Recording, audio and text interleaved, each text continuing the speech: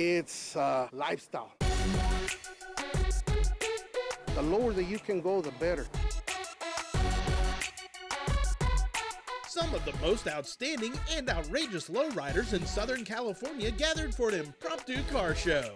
And they're the subject of this week's Edición Especial of Dream Rides.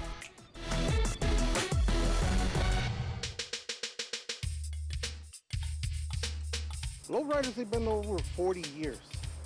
It started as a Hispanic cultural movement, but then it moved to all sorts. At this point, it's one of those movements that it doesn't matter race, color, it just goes from one side to the other. In terms of stance, most of the times either you use hydraulics or airbag systems. It's got the hydraulics on it. I ripped out all the original suspension. I have hydraulics. He has 4 hydraulic pumps. He has 10 batteries. It's got 2 pumps, 8 batteries. 2 pumps, 8 batteries. He has some big cylinders on the back, so you can do the 3 wheels. So you could drive this vehicle like this, like you see it all the way up there, and you could also bring the car all the way down to as well. It's a little expensive, but you know, makes the car look good, and the car makes me look good, so we're good. There's a lot of cars that, you know, you will have a hard time trying to put just a $1 bill underneath because they're so low that a lot of times you're not only modifying the suspension, but you're also modifying the floors. You're raising up the floors, doing some custom on the bottom, so that way you can definitely drop them all the way down. That's when the car is really laid. To me, that's what lowriding is. Just go low and slow and enjoy the car, enjoy the ride. Before I did it, it was good, in good condition, but you know, you always want to do something to make it look different, you know. Everything has been either painted or engraved in chrome. Yeah, something a little bit different. And it's chrome. The wheels are paint and leaf. Chromed out the undercarriage. Every little pitch has been touched with either engraving, plating, or paint. A lot of hard work and sweat, you know, but we love it, you know, part of life. Interior, paint, engraving, we did the best that we could to it. The engravings all over the car, have the rims done, have the window trims, have the bumpers. There's cars that they're trailer queens, that they never see the streets. The owners, they just build them for basically show and go. So from one show to the other one, they're always on trailers. I would say a good 85%, 90% of them that they enjoy driving their cars. I drive everywhere. So I'm not a trailer queen. Oh, everybody sees turn hands everywhere. Drive it on the freeway. You know, I'm not afraid to drive it on the streets, so, you know. People like it, and I like it, that people like it, you know, so we're good, you know.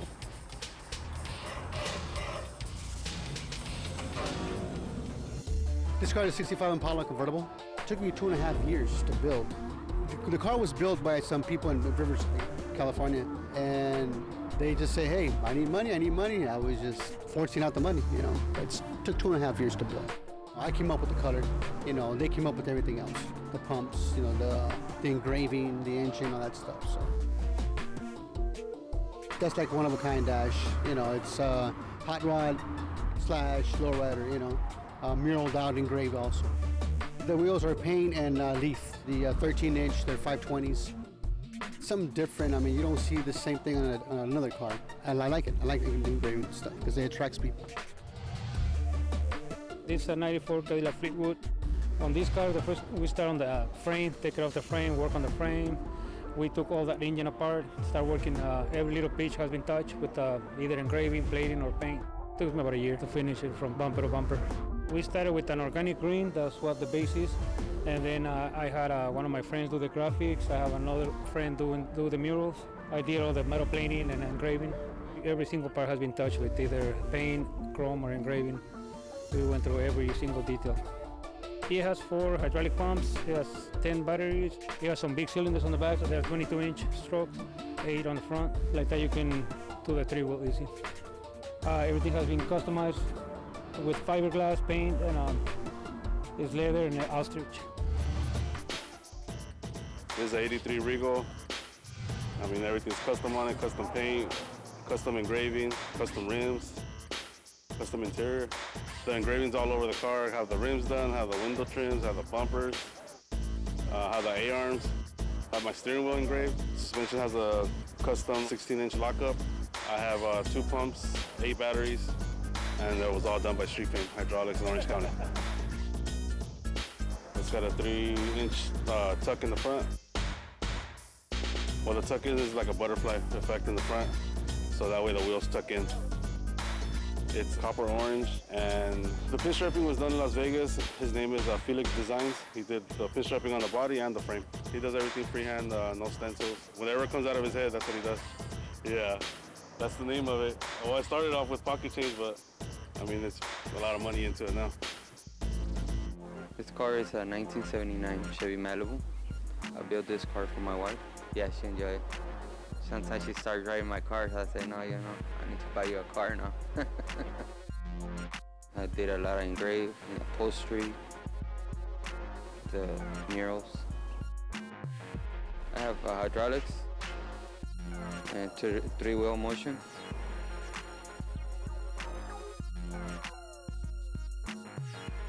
So I get a lot of credit on the interior. Yeah, I did a little bit like a hot rod and low rider kind of interior. Yeah, something a little bit different. Stay with us for more lowdown on lowriders, including both traditional and new age styles, when Dream Rides returns.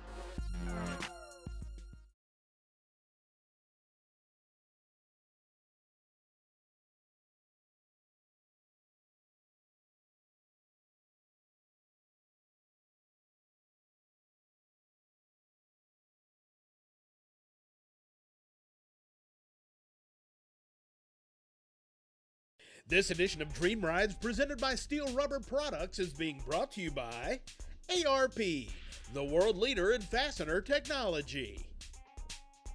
Original Parts Group, the world's largest source for GMA body parts and accessories. And by Steel Rubber, quality crafted rubber parts and weather stripping.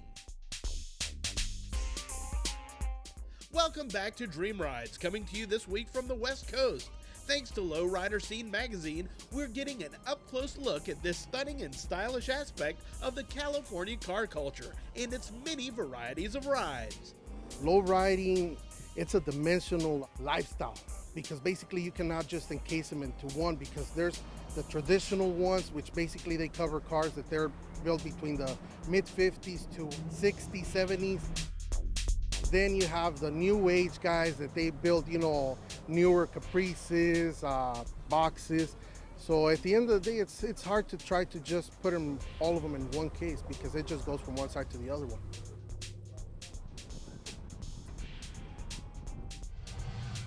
Got an 88 Oldsmobile Cutlass Supreme. I mean, I pretty much did everything to it, you know, painted it, stainless, gold and chrome, undercarriage, engraved.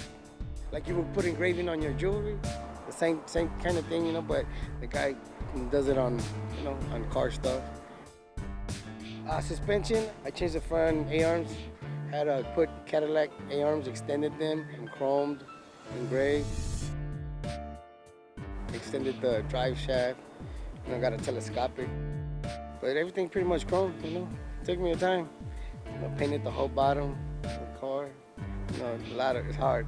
It's hard work, but you know, at the end of the day, you know, it looks good. You know, it's a little expensive, but you know, it makes the car look good, and the car makes me look good, so we're good. 2000 Lincoln Town Car. Pretty much this car got done up from bottom up, frame off. I dropped the whole suspension, did the whole car candy apple red first, laid down the base coat. We'll follow with just all the graphics you see all around the whole car. It went down from the pattern top, pattern trunk, pattern roof, all the graphics on the side of the vehicle, along with some murals between the door jambs. Also, the trunk is all done up. I got 3 pumps in there, 8 batteries. I got a full chrome suspension in this car. I ripped out all the original suspension. Everything's all customized. It has a high lockup. It rides high like this. So you could drive this vehicle like this, like you see it all the way up there. And it rides pretty smooth like that.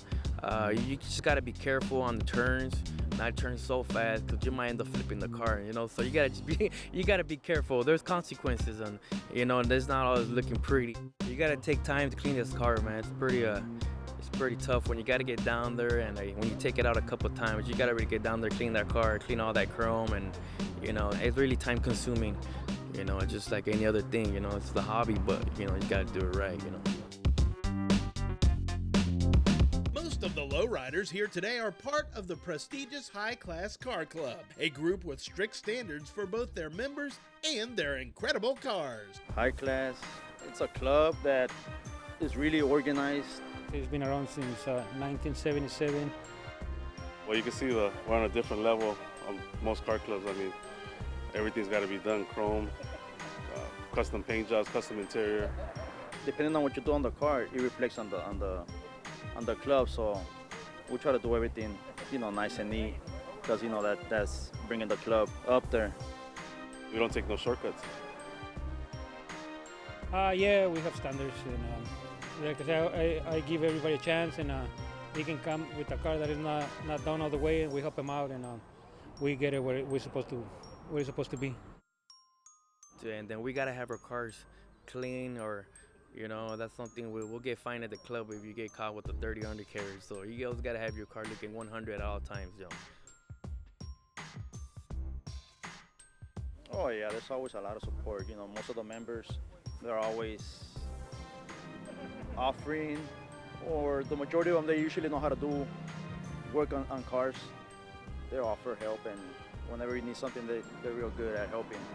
So we stick together. I'll do all the restoration on the moldings, like the chroming, the engraving, and all that. So I try to help them out as much as I can, and like I say, get everybody on the level that we're now. The car has to drive. It drives. That's one of our standards. I don't care how pretty it is, it has to drive. Every Sunday, we go cruising. Once in a while, we have meetings when we go to car shows.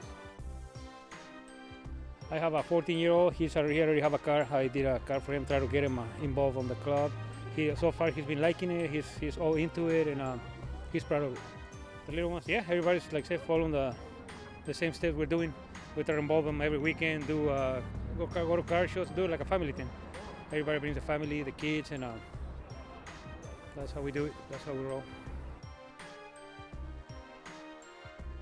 We try to do as much as possible together. It's a real good organized club, and I really enjoy hanging out with my friends, It's a 1964 Impala.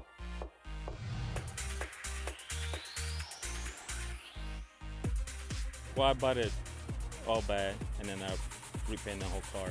It was frame off car, and then you do the body on the side, and then the frame on the other side too. It took me about 4.5 years. The hydraulics, you got to start from the bottom. You got cylinders, hoses, and then the pump and everything, so the car goes up and down. It's basically that's what we use for hydraulics and low riding.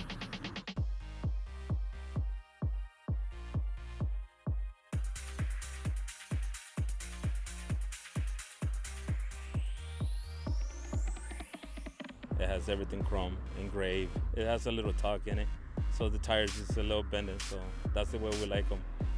It's a 350 engine, and it's chrome. It's engraved a little bit, not a lot, so it's properly done too.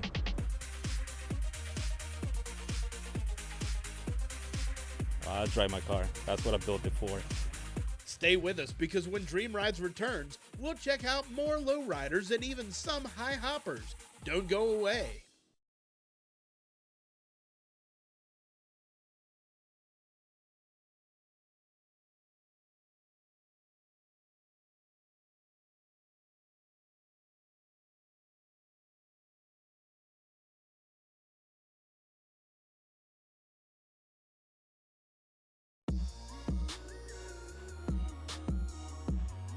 Welcome back to Dream Rides. So far, we've seen some cars that definitely go low, but now let's get some attitude and altitude. Well, the competition side here, if you're looking at the hydraulic portion of it, it's guys that build their cars to hop against other shops or against other switch masters, which That's what they're called. And these are probably one of the highest caliber lowrider cars in the hop world that you're ever going to see. These clubs here want to promote their shops and their craftsmanship, and they're the highest caliber that we have. These guys, basically, they got tired of the organized sports thing, so afterwards they'll call each other. A shop will call another shop in another city, and they'll say, hey, we have a car built just for you, and the other guy will say, no, you don't. So they'll meet somewhere in the middle, and they'll do a hop-off. And whoever does the best, of course, that promotes their business. And then they also have what they call King of the Streets. King of the Streets is where guys will, different clubs will say we have the better car, and they'll go out there and sanction their own little thing off of the boulevard somewhere, and they'll go at it and see who has the better car. And these are car clubs against other car clubs, but it's all friendly competition. The control is basically one switch, and that switch will be anywhere between 10, 15 feet long, and it's one switch, and basically all it does is controls the front. The front will go up and will go down. That's what these cars are made for, strictly to go as high as they can into the air. The battery gives them the power, and then what they use is a motor, and this is a hydraulic motor. And this hydraulic motor will, if you open the switch, it will bring it up. Pull the switch back, it'll drop the car right back down. But the more batteries you have, the better power you're going to get for that particular vehicle.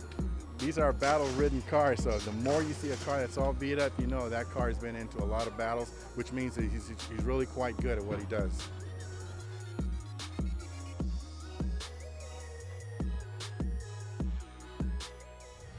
Oh, my car is a 1995 Cadillac Fleetwood Brown. It's kind of like a rare car because they only made them 3 years, from 93 to 96. It's pretty fast, but I don't like going fast. I'm real slow, low and slow. So pretty much it's got a candy paint on it, patterns, some engraving done by Speedy. So we just take ideas from here and there, and because we're all over the place, we see cars all the time. So we take ideas from them and then just put our little spin on it and change it up a little bit. This is basically a cherry, like a candy cherry, like a black cherry. That's why I call the car cherry pie. And it got a little bit of flake on it, not a lot. And it just basically mine's just lay and play. It doesn't hop or anything. It just go up and down, and that's about it. Just to have fun in it. This is 1984 Cutlass Supreme Brougham. I just got it painted and a couple graphics on it, and did my rims and chromed out the undercarriage, and that's about it. Basically, when I built this car, I did everything from scratch, so I don't have to go back nothing. I chromed out all the undercarriage, got it freshly painted, interior, music, hydraulics. So basically, I'm done with this one, ready to hop on the next one. But it took a lot of work. As you can see, it has a lot of patterns, a lot of the top. It's different. I match my top the same way as my rim, so it blends in. So I'm basically done with this car. A lot of people give me thumbs up. There are still more lowriders to come, so stay with us when Dream Rides returns to Southern California.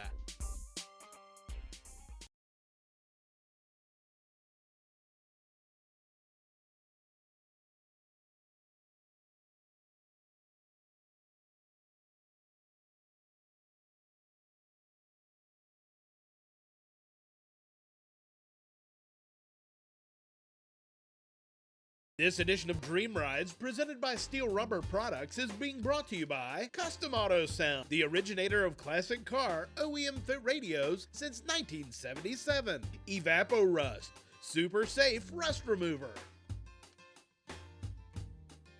And by Steel Rubber, quality crafted rubber parts and weather stripping. Welcome back to Dream Rides, and our look at the lowrider scene in Southern California. Throughout the show, we've seen some amazing cars that have some of the most intricate paint designs imaginable. Most of that incredible color has either been sprayed or inspired by a talented woman known in the lowrider culture as Ma. Yo soy la mamá de mis hijos que hacemos los lowriders. She's the mother of the guys that create the lowriders. She started this in 1992. She started doing her and my father started doing domestic cars, regular cars. So then going on the time, and we start doing all these custom cars. They come here because they already know what type of work we do. Every customer comes in the idea. Sometimes I don't like it, but I try to modify it in a way that it's going to be the right idea for the project. That's the reason they choose the shop to come and actually do their project. We both paint. She's the one that taught me how to paint. So basically, to me, she's like the master, my teacher of painting. So basically, both of us get in a spray booth and both of us do the work. When the time be going by, we kind of mastered the process. We made it short. Before, yeah, to do a paint job, it take us maybe a month. Now the month, maybe 2 weeks. The first trophy that was the hardest to get. But after that, you know, we've been blessed and hard work pay off. Like one time, one car won about 20 trophies, one single car, you know. But it was maybe 2 months of hard work. So that's the results of the hard work. Oh, this is a 1964 Impala. We did a full restoration on it. We started working on the frame, suspension, body, and going through every detail. Nowadays you can find every single part for these cars. They are not cheap, but you can find them. We did an engine swap on this one with a 96 Corvette LT1 engine that we took all apart. We did all the details, means painting the block, engraved some pieces. Once I see an orange Lamborghini, I said, man, that's a badass color, so we went with the orange, Lamborghini orange. I believe they did like 6 or 7 coats and like 3 coats of clear. And it has the original suspension. Everything has been either painted or engraved in chrome with a 2-tone engraving, gold and chrome.